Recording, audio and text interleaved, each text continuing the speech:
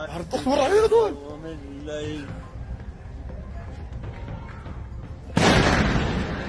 Pilot. Diri. Ini pilot. Tidak ada suara deklarasi perang, hanya ledakan di kejauhan dan tubuh-tubuh yang tak sempat menyelamatkan diri. Di balik layar diplomasi, dua negara ini sudah lama saling membidik.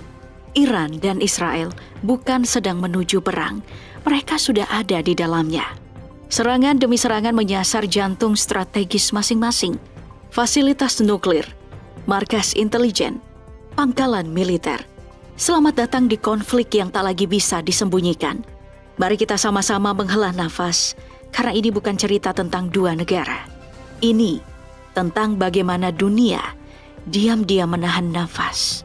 Karena tahu, satu kesalahan kecil saja, dan semuanya bisa terbakar.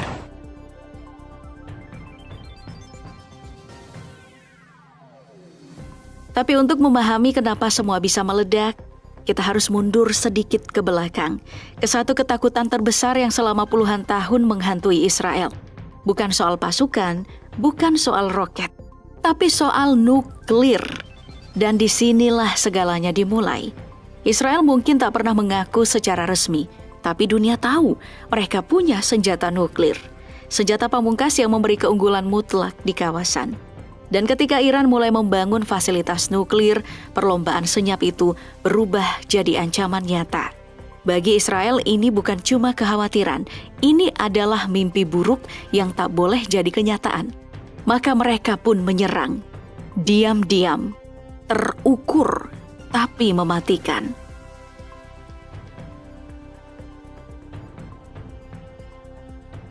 Banyak yang menyebut ini serangan mendadak, tiba-tiba, brutal, mengejutkan. Tapi kenyataannya tak ada yang benar-benar mendadak dalam dunia intelijen. Bertahun-tahun sebelum rudal diluncurkan dan sirene meraung, Mossad sudah bergerak. Diam-diam, dalam senyap, di jantung wilayah Iran, mereka membangun fasilitas drone rahasia. Lokasi tersembunyi, sistemnya senyap, dan pilot bayangan. Fasilitas ini bukan cuma untuk memata-matai, tapi untuk menyerang. Dan pada hari itu, mereka diaktifkan secara bersamaan. Bersama lebih dari 200 pesawat Israel yang menyasar titik-titik strategis. Semua diarahkan pada satu tujuan, mematahkan sistem pertahanan udara Iran secepat mungkin, sedalam mungkin. Dan inilah seni perang modern, tak terlihat, tak terdengar, tapi mematikan.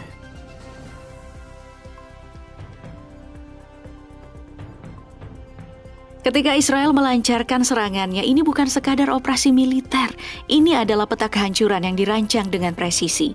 Wilayah barat laut Iran jadi titik benturan pertama. Langit di sana mendadak berubah jadi medan tempur. Komandan militer jadi buruan. Situs-situs nuklir diserang secara simultan. Rudal permukaan ke permukaan dilumpuhkan sebelum sempat diluncurkan. Tapi di balik dentuman itu, ada hal yang lebih dalam dari sekadar perang teknologi.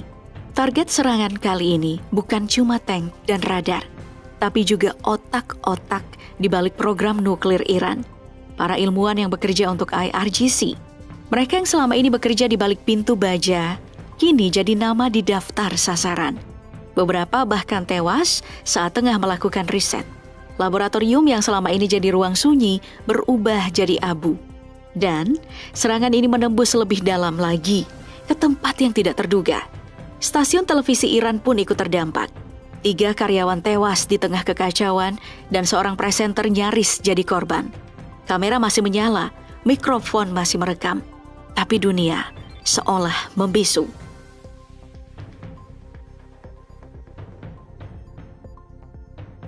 Di atas kertas, serangan Israel terlihat presisi, cepat, dan terkoordinasi, menghantam jantung militer Iran dari segala arah. Tapi kenyataannya, sebagian besar rudal justru menghantam area kosong, yakni struktur tiruan dan panas buatan yang dirancang menyerupai aktivitas reaktor. Iran tahu satu hal penting, musuh melihat dari langit. Mereka tahu Israel itu bergantung pada pengintaian satelit, dan di sanalah jebakan dipasang. Citra panas buatan, aktivitas palsu. pergerakan kendaraan militer yang sengaja dipertontonkan.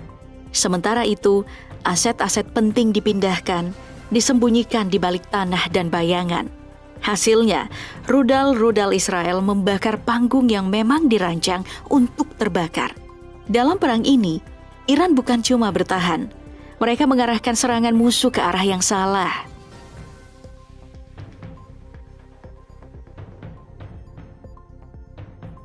Iran tak lagi menunggu, mereka membalas bertubi-tubi.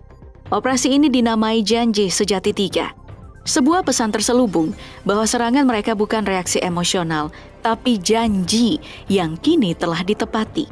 Target utama, Kiryat, sebuah kompleks yang disebut sebagai Pentagonnya Israel. Kiryat ini bukan sekadar gedung, ia adalah otak, saraf, dan nadi operasi militer Israel. Tapi Iran tidak berhenti di situ. Serangan juga diluncurkan ke Tel Aviv dan Haifa. Gedung konsulat Amerika Serikat ikut rusak, dan pesan politiknya sangat jelas. Tak ada sekutu yang benar-benar aman. Haifa sendiri bukan kota sembarangan. Di sanalah pelabuhan militer utama Israel berada. Gudang amunisi, instalasi rudal, dan jalur suplai logistik strategis, semuanya bertumpu di kota ini. Menghantam Haifa berarti mengguncang jantung pasokan militer Israel dari dalam. Dan satu klaim Iran langsung menggemparkan. Mereka mengaku telah berhasil menyerang kantor Mossad. Mossad bukan badan intelijen biasa. Mereka ini adalah tulang operasi rahasia Israel di luar negeri. Dari pembunuhan ilmuwan Iran, sabotase fasilitas nuklir, hingga infiltrasi sistem pemerintahan musuh. Jika serangan itu benar-benar berhasil, maka ini bukan hanya serangan fisik. Ini serangan terhadap jaringan syaraf intelijen Israel.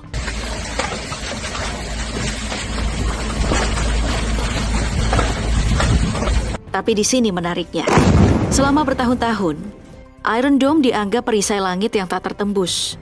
Sistem pertahanan tercanggih di kawasan, mampu mencegat roket dan rudal sebelum menyentuh tanah. Tapi kali ini, Israel bukan cuma diserang, tapi juga dibuat kewalahan. Dan di sini strateginya, Iran tidak mengandalkan satu jenis senjata. Mereka menciptakan badai bertingkat. 100 lebih drone Shahid dilepaskan lebih dulu, mengganggu radar, memancing perhatian, memberi tekanan terus-menerus tanpa jeda. Lalu, disusul rudal balistik model lama, bukan untuk menghancurkan, tapi untuk membanjiri sistem pertahanan. Untuk membuat si Iron Dome ini sibuk memilih mana yang harus dijatuhkan lebih dulu dan mana yang bisa dilewatkan. Dan ketika baterai Iron Dome mulai kelelahan, mulai panas, rudal hypersonic Fatah pun diluncurkan. Cepat, presisi, sulit dideteksi, lebih sulit dihentikan. Serangan berlapis ini bukan cuma kuat, tapi cerdas. Karena semua dirancang untuk satu tujuan, membuat Iron Dome kehabisan nafas. Hasilnya sangat mencengangkan. Tingkat intersepsi turun drastis. Dari 90% menjadi hanya 10% hingga 15%. Dalam beberapa lama, teknologi kebanggaan Israel terbukti tidak kebal. Karena dalam peperangan modern bukan hanya senjata yang menentukan, tapi juga cara menyerangnya.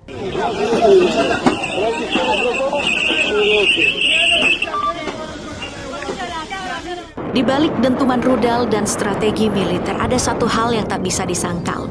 Korban jiwa. Di Iran, 224 orang tewas, lebih dari 1.400 luka-luka. Di Israel, sekitar 24 orang tewas hingga 590 orang terluka.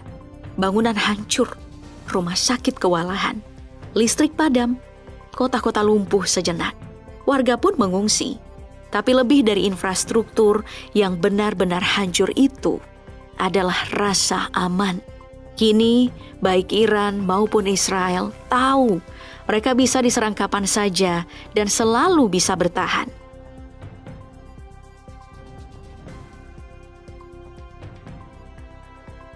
Peluru mungkin jatuh di Timur Tengah, tapi getarannya menjalar ke seluruh dunia. Harga minyak melonjak tajam, pasar energi bergejolak, ketakutan akan kelangkaan dan embargo mulai menghantui negara-negara pengimpor. Maskapai internasional menghentikan atau mengalihkan rute mereka karena jalur udara Timur Tengah berubah jadi zona berbahaya. Bandara ditutup, kargo tertahan, rantai logistik global kembali terganggu, seperti mimpi buruk lama yang berulang.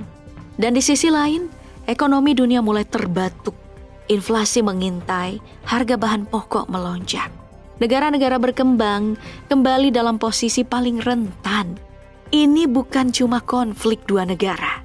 Ini batu kecil yang dilempar ke danau yang tenang dan riaknya mengguncang seluruh permukaan. Perang di Israel dan Iran kini bukan hanya urusan mereka. Ini adalah krisis yang sedang mengetuk pintu kita semua.